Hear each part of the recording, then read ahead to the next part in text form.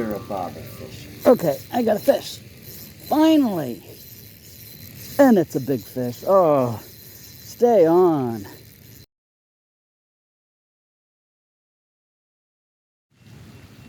This is Steve from Under a Bobber Fishing, and I'm back at the big bluegill pond again. It's 6 a.m., but today I am not targeting bluegill. I'm going to put on some top water right at the beginning here and see if we can get some bass. So yesterday, if you watched my video, I did catch one bass on top water, and I got hooked bad. It went in past the barb. It was not fun to take out. So I kind of wanted to do better than that, so we're going to try again.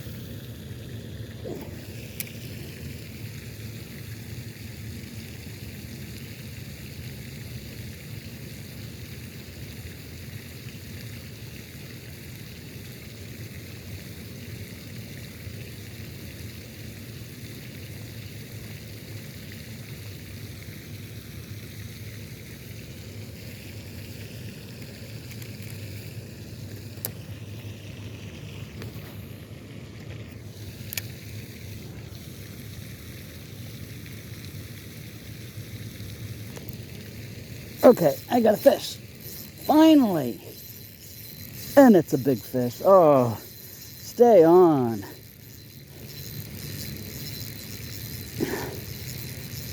Oh, I was really about to give up.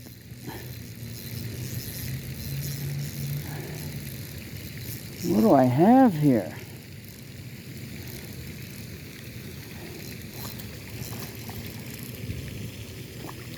It is a bass. Okay, let me get my net to get him.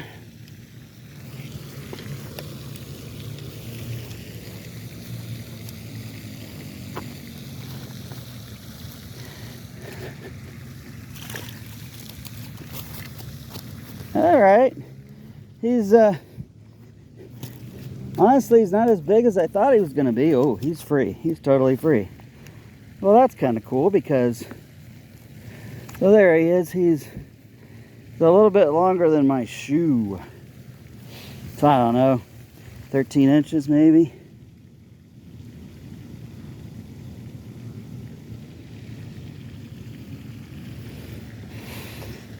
There he is. He's a little bigger than the one I caught yesterday. And I don't know, he seemed heavier. He got through some weeds, I think. That's why I thought he was bigger. Anyway, yeah, he's about 13 inches. Whew, Whopper Plopper. That took about an hour and 10 minutes to land a fish. All right, thank you, buddy. All right, so I caught the one bass on the Whopper Plopper. Again, that took about an hour and 10 minutes to get that bass. Oddly enough, one of the reasons I wanted to try it was I wanted to practice taking a bass off of a multi-treble hook lure because I really hurt myself yesterday. There's the damage. When I caught a bass on a Whopper Plopper yesterday, and when I was taking him off, one of the hooks got me in the finger all the way past the barb, so that was not good. Anyway, but then when I caught this one, I pulled him in the net and he wriggled around and he totally got off the hook, so I didn't even have to do that. Oh well, I wanted to practice.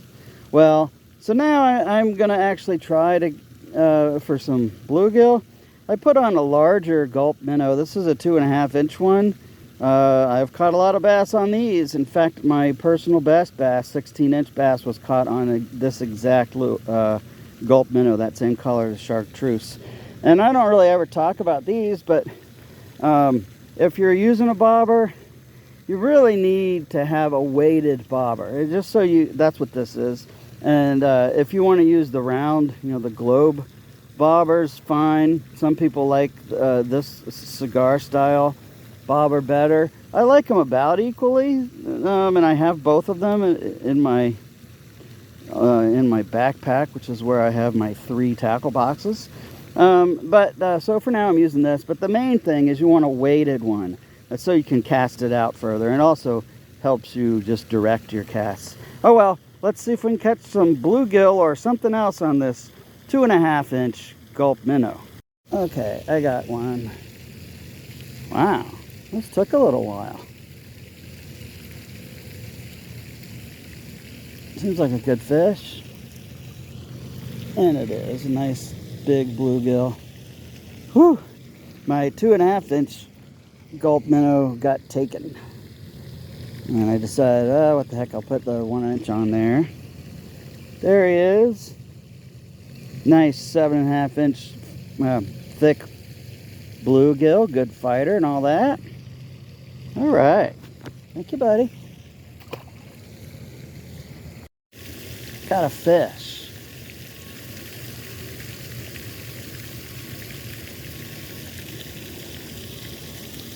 What do we have here? That's a bluegill. Oh, that's a good one. Oh. I didn't even touch him there. That one's not my fault.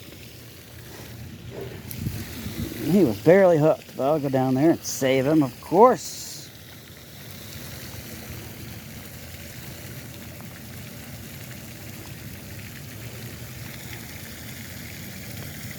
Where is he? There he is.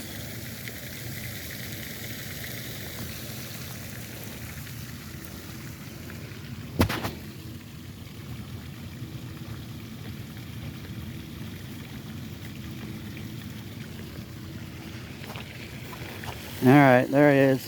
Thank you, buddy. Got one.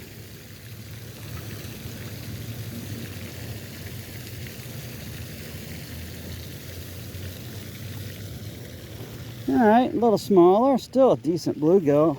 I can tell from here he's pretty thick for how not super long he is.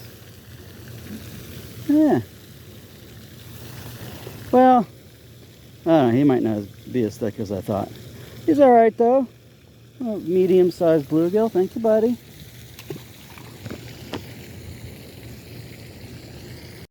Did you get him? Yeah.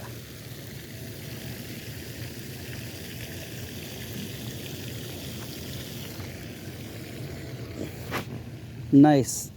That's a behemoth. That's what I come here for most of the time.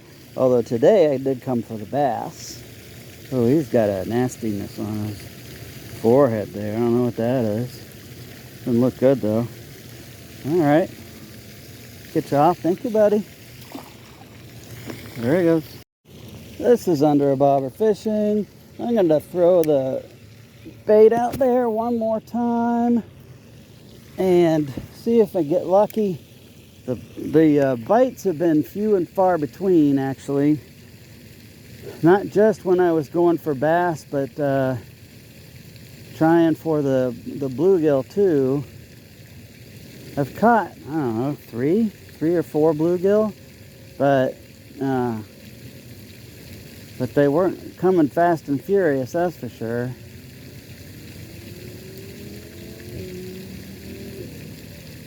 Let's see if I can get anything over there by the...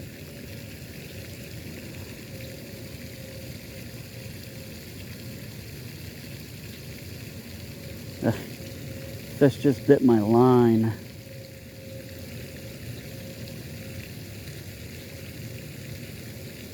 Oh, no, my bait's gone. Well, I'm just going to call it.